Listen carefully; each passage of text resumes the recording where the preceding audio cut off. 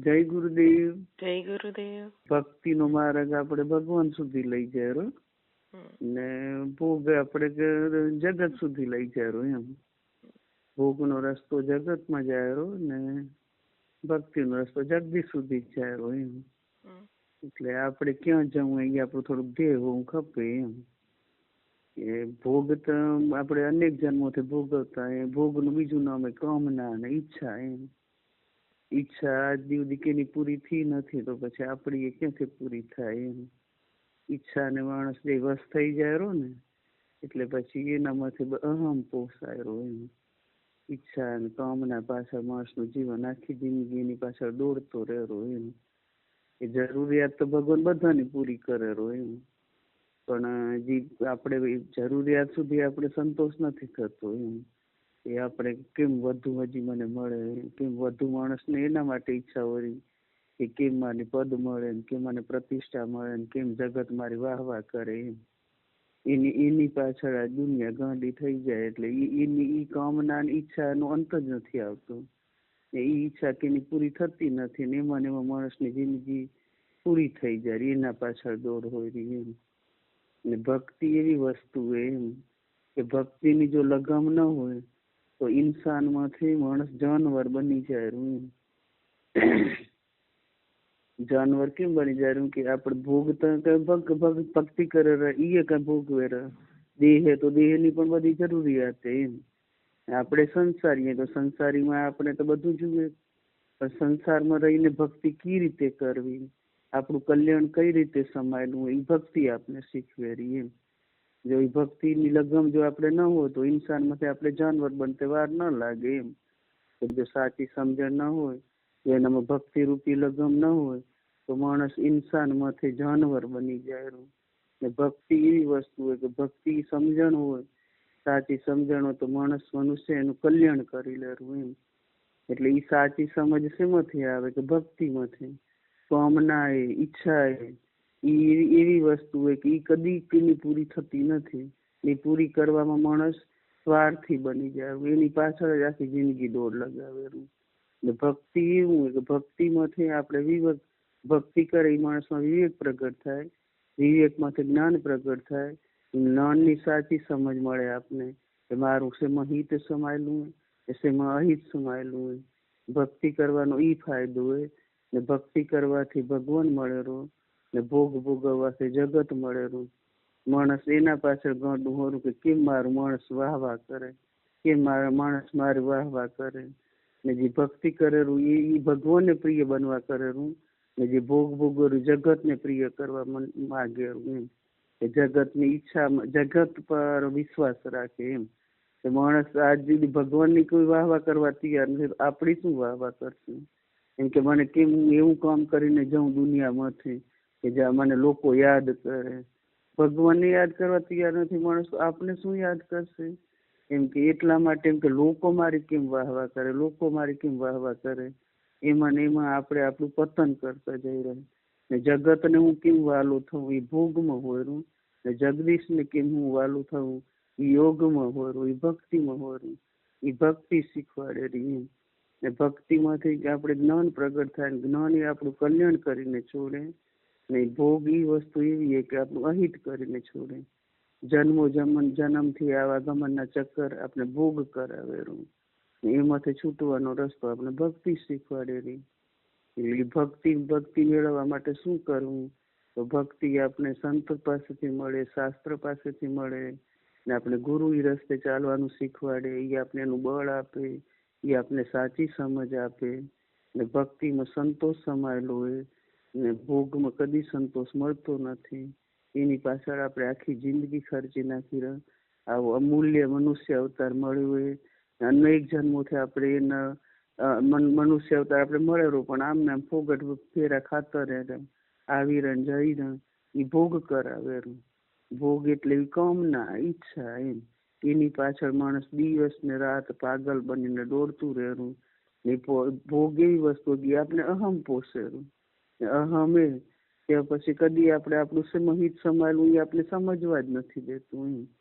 એ અહમ આપણે અહમ મારવાની વસ્તુ એ તો ભોગ આપણે અહમ વધારેલું આપણે ભક્તિ શા માટે કરવી ખપે કે ભક્તિ કરશું તો જ આપણે સાચી સમજ આવશે કે મારું શેમ અહિતે, મારું શેમ અહિતે, એવો વિવેક આવશે સમજણમાં.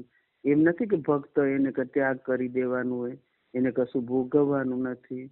એ પણ ભક્ત એ બધું ભોગવેરું, પરમાત્માએ દીધું એની સૃષ્ટિમાં બધું, પણ એ ભક્ત એવું ભોગવેરું કે ધર્મ અનુસાર ભોગવેરું. ધર્મમાં કઈ રીતે ભોગવવાનું, કે આપણે ધર્મે શું કીધું હોય કે આપણે આ રીતે આપણે ભોગવી, એ આપણું ભક્ત ને એ રીતે ધર્મ અનુસાર ભોગવેરો. હું મનમુખી બની જારું ને ભક્ત મુખી એ ગુરુમુખી બની જારું. આપણે ગુરુ આપણા શું કહે, આપણા સંત શું કહે, આપણા શાસ્ત્ર શું કહે, એના અનુસાર આપણે જીવન જીવી તો એને તો એ આપણું કલ્યાણ કરે. ને આપણે મનનું ધાર્યું કરી જે ભોગે એ ભોગ વસ્તુ એવી છે કે જે થવાનું થાય, પણ મને આ કરીને જ રહેવું એમ. એનામાં વિવેક હોતો નથી, એનામાં જ્ઞાન હોતું નથી. એ ધર્મ અનુસાર જીવન જીવતું નથી માણસ. એ પછી પોતાની ઈચ્છા અનુસાર જીવેલું, ને ઈચ્છા ને કામના ને ભોગ ને આપણે આખી જિંદગી દોડાવતું રહેવું, કારણ કે દુનિયાની વાહવાહી જીતવા કરેલું. ને ભક્તિ આપણે ભગવાન ને પ્રિય થવાનું બતાવેલું, કે ભગવાનને કઈ રીતે આપણે પ્રિય થઈએ કે તો આપણું એમાં હિત થાય. ને જે ભોગવેલું એને એમ થાય જગતનું કઈ રીતે વાલો લાગવું, જગતને કી બતાવવામાં માણસ દોડેલું આજ કે મને કેમ પદ મળે ને કેમ પ્રતિષ્ઠા મળે ને કેમ મારી વાહવાહી થાય. એ જગતને ખુશ કરવા માટે પ્રયત્ન તો બે કરેલું, ને ભક્ત ભગવાનને ખુશ કરવા માટે જીવન જીવેલું. એટલે મીરાબાઈ ને બધા ભક્તિ કરી તો આપણે એમ થતું એને કસોટી એને દુખે એમ. મીરાબાઈએ શું કીધું કે પાયો જી મહિને રામ રતન ધન પાયો, વસ્તુ અમૂલક દી મેરે સતગુરુ, હરખ હરખ જસ ગાયો. એ પોતાનું કલ્યાણ કેમ છુપાયેલું એ બધા આજથી પેલા બધા જે સંતો થઈ ગયા, ભક્તો થઈ ગયા, એને ઈ માર્ગ અપનાવ્યો ને પોતાનું કલ્યાણ કરી ગયા. ને જેને જગતને ખુશ કરવા માટે જે આજથી બધા રાજા થઈ ગયા, મહારાજા થઈ ગયા, કેટલા ધની થઈ ગયા, કેટલા આવ્યા જીવનમાં, કેટલા આવીને જતા રહે, કોણ આ યાદ કરેલું. પણ જે ભક્તિ કરી ગયું એને કેટલા અનેક જન્મોથી કરી ગયું, એને જુગના જુગ વીતી ગયા, તો આજે આપણે કેટલા પ્રેમથી અને આનંદથી એને યાદ કરી રહ્યા. એને યાદ કરતા આપણા જીવનમાં કેવી ખુશહાલી આવી જાય, આનંદ આવી જાય. એને બધું ત્યાગીને ભોગવ્યું. ને મનુષ્ય એમ કે જગતને ખુશ કરવા જશું તો જગત કદી ખુશ થનારું નથી. ને આપણે ઈ ઈચ્છા હોય, ઈ કામના હોય કે જગત મારી કેમ વાહવાહી કરે, જગત મારી કેમ વાહવાહી કરે. જીવતા માણસને કેને જગતે વાહવાહી કરી નથી, મર્યા પછી કરેલું જે સાંભળવા આપણે હાજર નથી હોતો. એને ખુશ રાખવામાં આપણી આખી જિંદગી ચાલી જાય રહી, પણ એ કદી આ ખુશી થતું નથી જગત. ને ખુશ થવાળો પરમાત્મા એ આનંદ રૂપે એનો માર્ગ આપણે ભગવાન સુધી લઈ જાય. ભક્તિમાં આનંદ છુપાયેલો હોય, પ્રેમ છુપાયેલો હોય, શાંતિ છુપાયેલી હોય, ને એ રસ્તે આપણું કલ્યાણ કરવા વાળો હોય, પણ એ માર્ગ આપણે સૂઝતો નથી. જે આપણે જો ધર્મ અનુસાર જીવન જીવી તો આપણે ભોગવી. ભોગ એટલે એમ કે આપણે ધર્મ અનુસાર ભોગવવાના. એમ નથી કે આપણે સંસારી તો આપણે શેના વગર ચાલશે. આ દેહ તો આપણે ખાવા ખપશે, પીવા ખપશે, પહેરવા ખપશે, ઉઠવા ખપશે. સંસારમાં તો હજાર આપણે એવું બધું કર્તવ્ય હોય, એ બધું કર્તવ્ય નિભાવવા આપણે પૈસો પણ જોશે, બધાની જરૂરિયાત પડશે.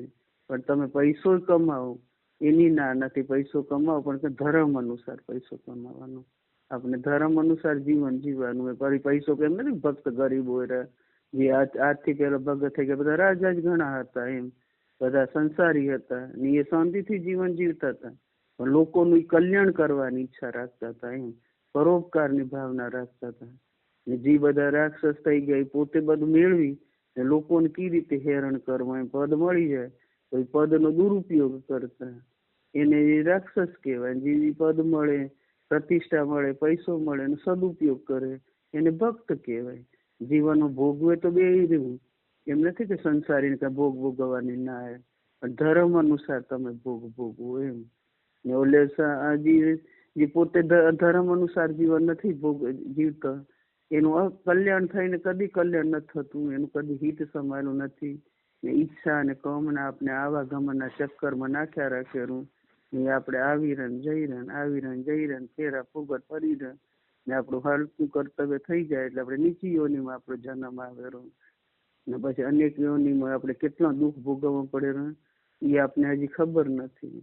એટલે એ વસ્તુ જે જ્ઞાન ન થાય ત્યાં સુધી આપણું શેમાં હિત શું માનવું હોય એ માણસ વિચારવા જ તૈયાર નથી. એમ એટલું વિચારી કે જો આપણે આવા ભોગ ભોગવતો રહેશું, ધર્મથી વિમુખ કાર્ય કરતો રહેશું, કાલ આપણો દિવસ પૂરા થઈ જશે ને પછી આપણું શું થશે હું આગળનું વિચારવા જે વિચારેલું એ જ ભક્તિને માર્ગે ચાલી શકેલું, એ જ ભગવાનને પ્રસન્ન કરવાની કોશિશ કરેલું કે હું મારા ભગવાનને કેમ ખુશ કરું, હું મારા ભગવાનને પરમાત્માનું કેવી રીતે પામી શકું, એને હું કેવી રીતે મેળવી શકું, મારે સાચું સુખ શેમાં સંભાળવું, મને સાચી શાંતિ શેમાં મળશે, મને સાચો આનંદ શેમાં મળશે, મારું કલ્યાણ શેમાં છુપાયેલું, એવું જેને જ્ઞાન થઈ જાય, એવી જેને સમજણ થઈ જાય એ માણસ ભક્તિ કરી શકેલું.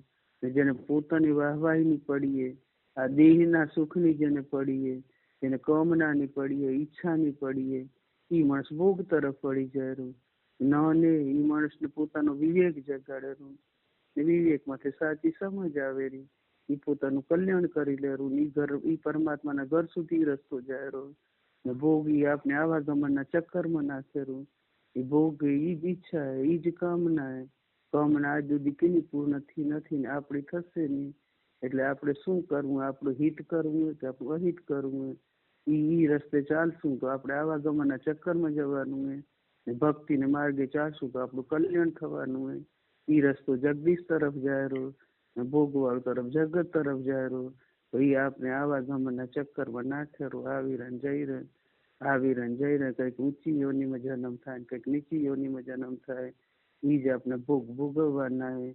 ને પછી નીચી યોનીમાં જતા આપણે ખાલી કેવી તકલીફ પડે એ આપણે આપણી નજરે જોઈ રહ્યા, બીજા બધા બધી યોની એ કેવું ખાલી એને દુઃખ જ ભોગવવાનું હોય, એને શું સુખ થઈ કઈ મળી નથી, કારણ કે પરતંત્ર હોય.